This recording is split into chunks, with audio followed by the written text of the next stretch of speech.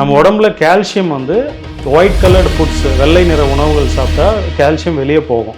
அதுக்கு வந்து வெள்ளை அரிசி, அப்புறம் கோதுமை, பால், மைதா, சர்க்கரை, அயோடைஸ்டு உப்பு. யூஎஸில் ஒரு ஸ்டேட்டில் பார்த்தீங்கன்னா நிறைய பால் குடிக்கிற ஸ்டேட்டில் தான் அதிகமாக அந்த ஆஸ்டியோபோரோசிஸ், எலும்பு தேய்மானம் அதிகமாக ஆகுது, ஃப்ராக்சர்ஸ் அங்கே தான் அதிகமாகுதுன்றது இது பண்ணுறாங்க. ஸோ அப்படி இருக்கும்போது தமிழ்நாட்டில் சப்ளிமெண்ட்டே எடுக்கக்கூடாது.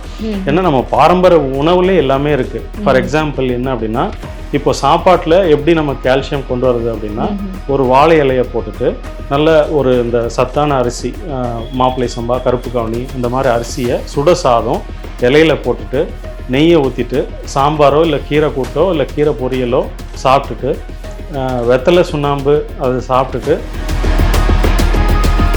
ஓகே, இப்போ நம்ம எடுத்துக்கிற உணவு வந்து நம்ம உடம்புக்கு தேவையான அந்த சத்துக்களை கொடுக்கல அப்படின்னு சொல்லிட்டு தாங்க சப்ளிமெண்ட் கொடுக்குறாங்க. அப்போ நம்ம எவ்வளோ சாப்பிட்டாலும் அவ்வளோதானே போகும் நம்ம சத்து. இல்லை, இப்போ நீங்கள் வெள்ளை அரிசியும் கோதுமை சப்பாத்தி சாப்பிட்றீங்கன்னா கோதுமையில் கிளியாடின்னு ஒரு புரோட்டீன் இருக்குது. எலும்பு வந்து ஸ்ட்ராங் ஆகணும், எலும்பு உடையக்கூடாது, இந்த ஆஸ்டியோபோரோசிஸை தடுக்கணும் அப்படின்னா கால்சியம் மாத்திரைங்களை எடுத்துக்கங்க, பாலை குடிங்க அப்படின்னு தான் சொல்கிறாங்க. ஆனால் அதை சாப்பிட்டு யாருமே யாரோட எலும்பும் ஸ்ட்ராங்கான மாதிரி தெரியல. காரணம் என்ன அப்படின்னா, நம்ம போன்ஸ் வந்து அந்த மாதிரி தான் இருக்குது. நான் கால்சியம் சப்ளிமெண்ட் சாப்பிட்ட உடனே அது போய் போன்ஸில் போய் சேர்ந்துடும் அப்படின்னா கிடையாது. கால்சியம் வந்து நம்ம உடம்புக்கு கிடைக்கணும், அது சேர வேண்டிய இடத்துல போய் சேரணும்னா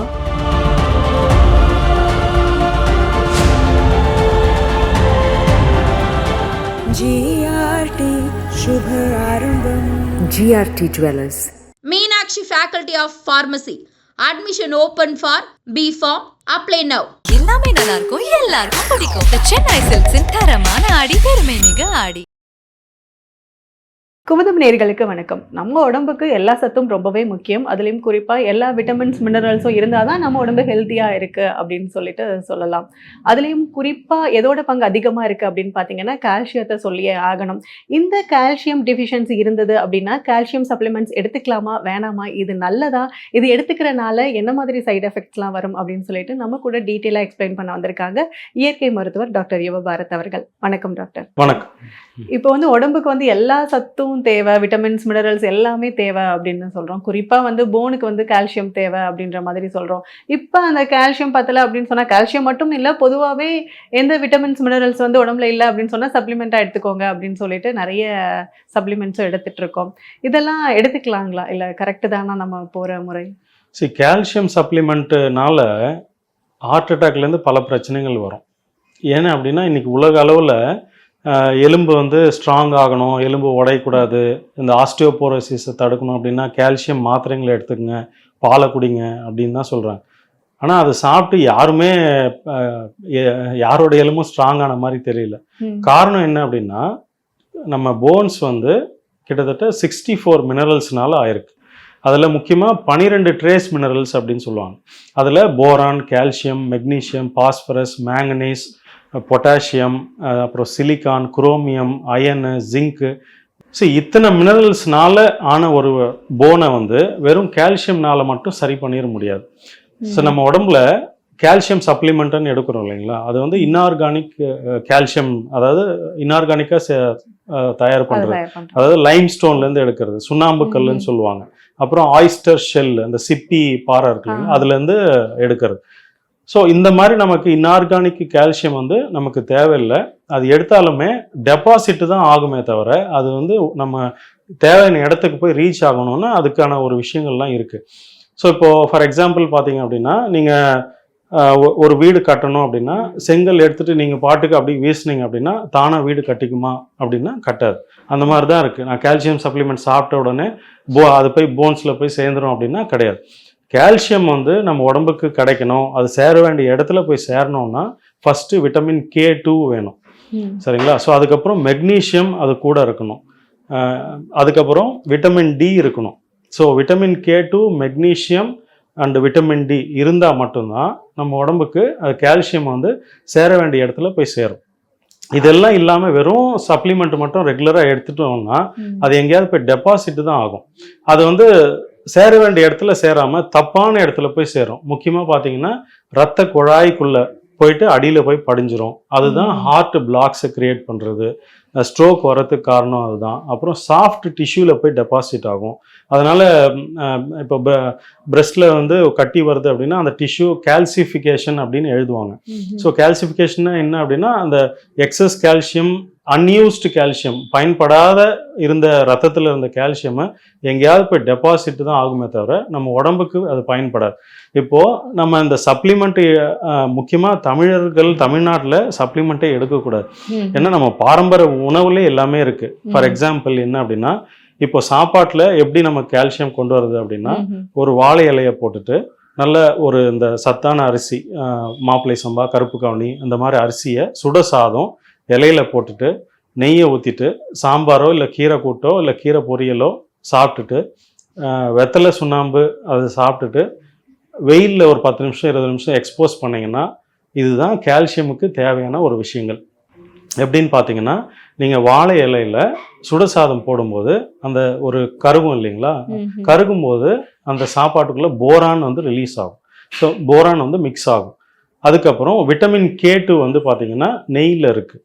அந்த விட்டமின் K2 தான் எந்த இடத்துக்கு போனோம் அப்படின்ற ரீச் பண்ணுறதே விட்டமின் K2 தான். இப்போ முடிக்கு கால்சியம் வேணும், போன்ஸுக்கும் தேவை, அது வந்து கொண்டு போய் சேர்க்கறோட வேலை வந்து விட்டமின் K2. அப்புறம் மெக்னீஷியம் கண்டிப்பாக இருக்கணும். அந்த இப்போ மாப்பிள்ளை சம்பா, கருப்பு கவுனி ரைஸ் எடுக்கிறீங்கன்னா அதில் மெக்னீஷியம் இருக்குது. ப்ளஸ் விட்டமின் D இருந்ததுன்னா நம்ம கால்சியம் ஈஸியாக அது உடம்புக்கு கிடைக்கும். ஸோ சன்லைட் எக்ஸ்போஷர், வாழை இலை சாப்பாடு, இது வந்து நம்ம பாரம்பரிய உணவுலயே போன்ஸை ஸ்ட்ராங் பண்ணிக்கிறதுக்கான எல்லா வழிமுறைகளும் இருக்கு. நம்ம வந்து சாப்பிடவே கூடாது. கால்சியம் சப்ளிமெண்ட் சாப்பிட்றேன், பாலை குடிக்கிறேன்னா நிறைய ரிசர்ச் இருக்கு. சப்ளிமெண்ட்டோ பாலோ குடிச்சு ஆஸ்டியோபோரோசிஸ் சரியாகலை அப்படின்றது. யூஎஸ்ல ஒரு ஸ்டேட்ல பார்த்தீங்கன்னா நிறைய பால் குடிக்கிற ஸ்டேட்ல தான் அதிகமாக அந்த ஆஸ்டியோபோரோசிஸ், எலும்பு தேய்மானம் அதிகமாக ஆகுது, ஃப்ராக்சர்ஸ் அங்கே தான் அதிகமாகுதுன்றது இது பண்ணுறாங்க. ஸோ அப்படி இருக்கும்போது நமக்கு கால்சியம் மட்டும் எடுத்துக்கிட்டா எனக்கு உள்ள கால்சியம் போயிட்டு போன் ஸ்ட்ராங் ஆயிரும் அப்படின்ற கணக்கே தவறானது. ஸோ சப்ளிமெண்ட் நமக்கு அவசியம் இல்லை, உணவுலேயே நம்ம அது சரி கட்டிக்க முடியும். ஆனால் நம்ம கேள்விப்பட்ட வரைக்குமே வந்து எலும்புக்கு எதுவும் பிரச்சனையா உடனே வந்து கால்சியம் தான் டெஃபிஷியன்சியா இருக்கும், பால் குடி, பால் சார்ந்த பொருட்கள் எடுத்துக்கணும் அப்படின்னு தானே நம்ம கேள்விப்பட்டு வளர்ந்துருக்கோம். ஆனால் இப்போ நீங்கள் சொல்லும்போது தான் தெரியுது எலும்புல இத்தனை வகையான மினரல்ஸ் வந்து இருக்கு அப்படின்னு சொல்லிட்டு. சரி, கால்சியம் வந்து பார்த்தீங்க அப்படின்னா டார்க் கலர்ட் ஃபுட்ஸில் இருக்கும். இப்போ டார்க் கலர் அப்படின்னா எள்ளு, பேரிச்சம்பழம், அப்புறம் பச்சை இலையில இருக்கு, கீரை சாப்பிடலாம், கருவேப்பிலை, கொத்தமல்லி, புதினா, துவையல் சட்னி எல்லாம் சாப்பிடலாம். அதில் இருந்து கிடைக்கிற இது போதும் நமக்கு. ஒரு ஆர்டிஃபிஷியலாக ஒரு கெமிக்கல் ப்ராசஸ் மூலயமா செஞ்ச ஒரு விஷயம் வந்து அது டெபாசிட் ஆகிட்டு நிறைய பிரச்சனை உண்டு பண்ணுறதுக்கு நம்ம இயற்கையாக உணவுலேயே சப்ளிமெண்ட் பண்ணிட்டு போயிடலாம். நம்ம உடம்புல கால்சியம் வந்து ஒயிட் கலர்டு ஃபுட்ஸ், வெள்ளை நிற உணவுகள் சாப்பிட்டா கால்சியம் வெளியே போகும். அதுக்கு வந்து வெள்ளை அரிசி, அப்புறம் கோதுமை, பால், மைதா, சர்க்கரை, அயோடைஸ்ட் உப்பு, இதெல்லாம் கால்சியமை வெளியாக்கிரும் இருந்தால் கூட. அதுக்கு தான் கலர்டு ஃபுட்ஸு சாப்பிட்ணும் அப்படின்றது. இப்போ அரிசியும் கருப்பு கவுனி, மாப்பிள்ளை சம்பானா சிவப்பு, கருப்பு, அந்த மாதிரி அரிசி, கீரை வந்து நல்ல பச்சை, அப்புறம் எள்ளு, கேழ்வரகு, கம்பு, பேரிச்சம்பழம், அப்புறம் பச்சை கலரில் இருக்கிற காய்கறிங்க, இதில் தான் நமக்கு தேவையான சத்து இருக்குது. அப்புறம் நட்ஸ் எடுத்துக்கலாம். அது மாதிரி பண்ணும்போது நமக்கு தேவையான அளவு கால்சியம் கிடைக்கும். எல்லாருக்கும் இப்போ என்ன அப்படின்னா வெத்தலை போடுற பழக்கம் வந்துச்சு அப்படின்னா இன்னும் நல்லது. வெத்தலை போடுற பழக்கம் நல்லது. வெத்தலையில் லேசாக அந்த சுண்ணாம்பு தடவிட்டு கொஞ்சம் பாக்கு வச்சுட்டு 2 பேரிச்சம்பழம் வச்சு சாப்பிடலாம். இதை சாப்பிட்டுட்டு சன்லைட் எக்ஸ்போஷர் பண்ணிட்டு வந்தீங்கன்னாலே உங்க போன்ஸ் எல்லாம் ஸ்ட்ராங் ஆயிரும். நம்ம மாத்திரை வடிவில் அதை எடுக்க வேண்டிய அவசியம் இல்லைன்னு சொல்ல வரேன்.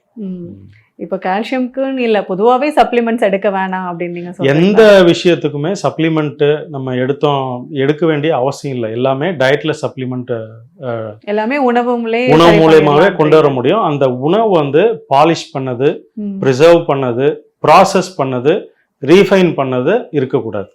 ஓகே, இப்போ நம்ம எடுத்துக்கிற உணவு வந்து நம்ம உடம்புக்கு தேவையான அந்த சத்துக்களை கொடுக்கல அப்படின்னு சொல்லிட்டு தானே சப்ளிமெண்ட்ஸ் கொடுக்குறாங்க.